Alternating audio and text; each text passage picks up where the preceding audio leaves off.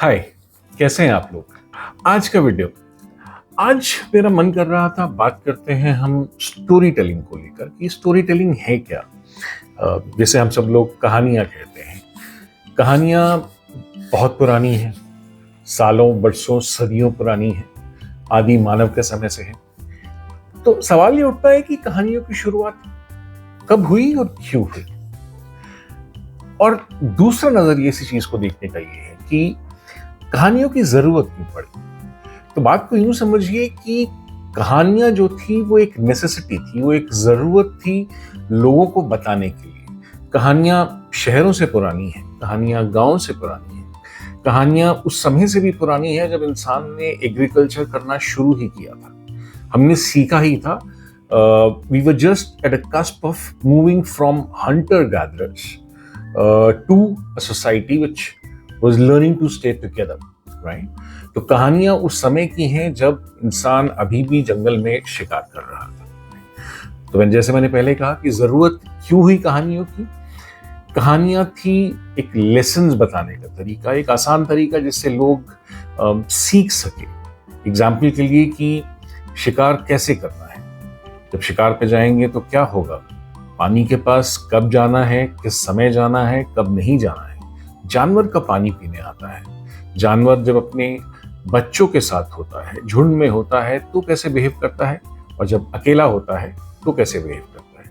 हर चीज को एक कहानी के माध्यम से बताया गया, राइट। और यही माध्यम धीरे धीरे इवॉल्व हुआ।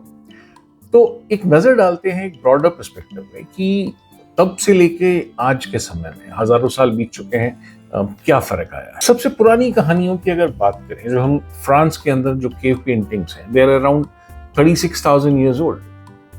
36,000 साल पहले की कहानियां हैं। और उन कहानियों के अंदर उन पेंटिंग्स के अंदर क्या दिखाया गया है? एनिमल्स, हाँ भी और नहीं भी। एनिमल हैं बट वो एनिमल स्टैटिक नहीं है, क्योंकि जो चीज स्टैटिक है, जो चीज खड़ी हुई है, वहां पे कुछ हो नहीं रहा, और जहां पे कुछ हो नहीं रहा होता वहां पे कहानी बन नहीं सकती। तो वो पेंटिंग्स हैं उन एनिमल्स की जो मूव कर रहे हैं, अकेले, झुंड में, बच्चों के साथ, और वहां पर क्या होता है, व्हाट डू दे इनकाउंटर।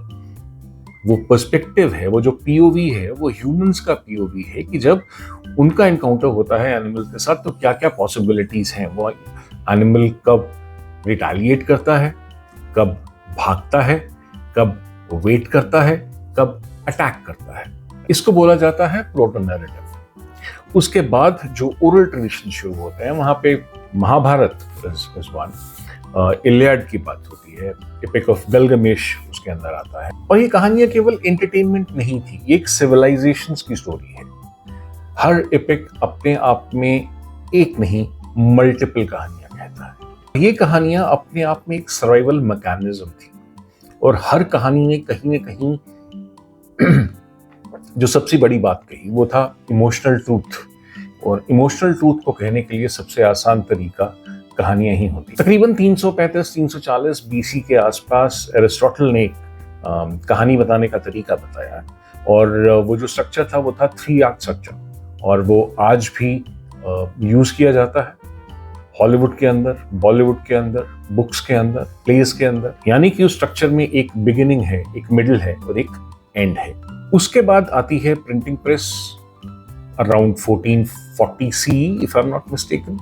यहाँ से कहानियां एक मास अपील बनी, जहां से अभी तक जो कहानियां थी वो बहुत इंपॉर्टेंट जो कैरेक्टर्स थे हमारी हिस्ट्री में उनको लेकर थी। प्रिंटिंग प्रेस आने के बाद एक आम इंसान की कहानी लोगों तक पहुंचने लगी।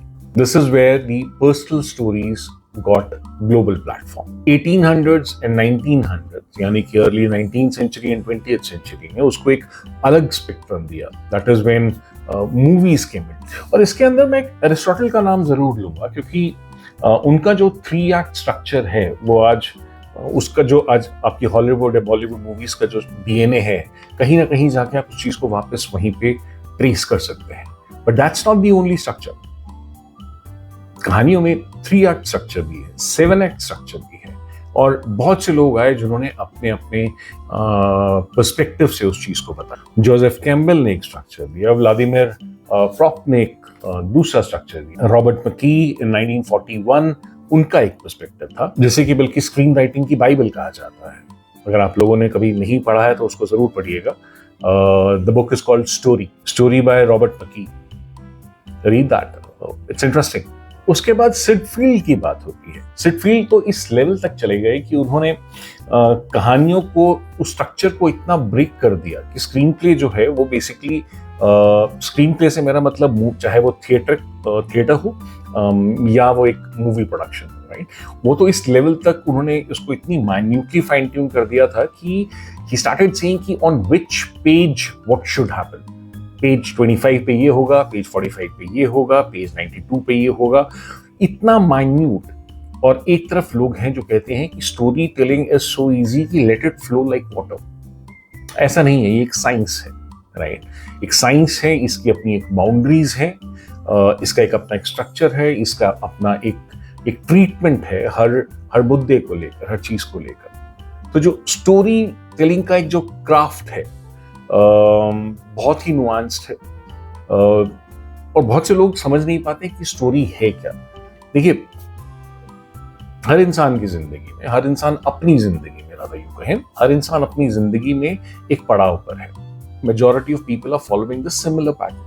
But even within the similar pattern, what you'll find is that everybody is fighting his or her own battle, जो कि बहुत यूनिक है। ऐसा नहीं है कि हर इंसान के साथ एक ही प्रॉब्लम है। एक इंसान है, वो जो कैरेक्टर है, हो सकता है वो एक फाइनेंशियल प्रॉब्लम के साथ जूझ रहा है। हो सकता है कि वो फाइनेंशियल प्रॉब्लम ऐसी है कि जो उसको शायद विरासत में मिली। Maybe it came from, his elders, his parents. There is a certain debt the person has to pay. And how he does that? Maybe the person lost his parents, same person lost his parents early in his life. Now, he not only has to pay the debt, but he also has to take care of his siblings. Now, when he is doing that, so there are two components, right? What a person needs, what a person desires, and the outcome. If the outcome is as expected, there is no story. Story will happen only when the outcome is not expected, because then there is emotion, then there is trauma. Then you realize कि कहानी वो नहीं बनी जो मैं बनाना चाहता था।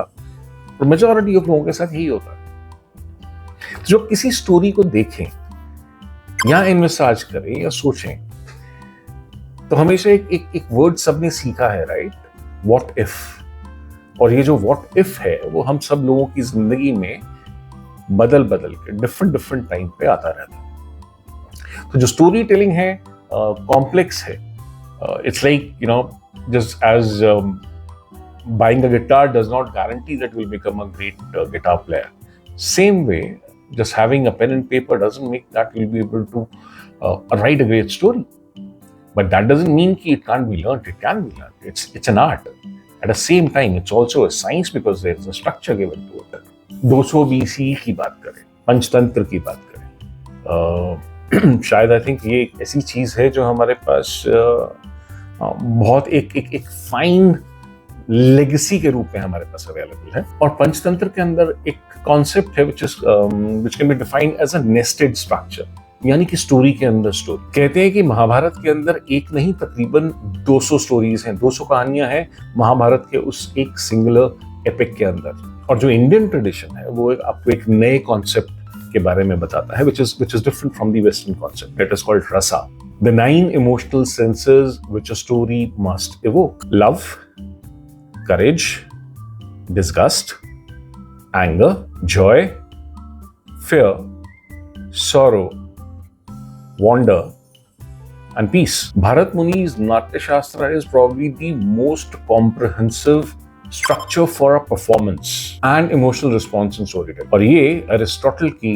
Theory से पहले आया था। तो आप में से जितने भी लोग स्टोरी टेलिंग को लेकर इंटरेस्टेड हैं, आई वुड सजेस्ट, बहुत इंटरेस्टिंग टॉपिक है, study it, especially for all those people who want to get into creative field. So that is it for today, और जल्दी ही मिलते हैं। Take care, bye bye.